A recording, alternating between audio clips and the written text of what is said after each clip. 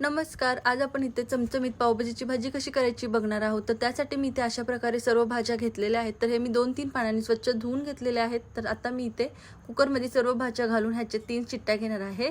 तर 1 ग्लास पाणी मी इथे घातलेलं आहे आणि अर्धा चमचा मीठ घालून सर्व व्यवस्थित मिक्स करून घ्यायचं आहे आणि 3 शिट्ट्या करून घ्यायच्या आहेत. तर 3 शिट्ट्या करून झाल्यानंतर छान मऊ होतात.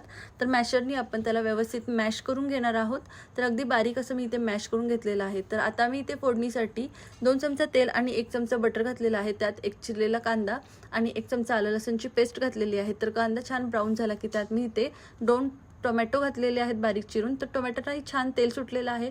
त्यात मी इथे अर्धा चमचा हळद, 2 चमचे लाल मिरची पावडर आणि 2 चमचा मी पावभाजी मसाला घालून चवीपुरतं मीठ घालायचं आहे. तर मसाल्यांना छान तेल सुटलं की आता आपण मॅश केलेले सर्व भाज्या घालणार आहोत.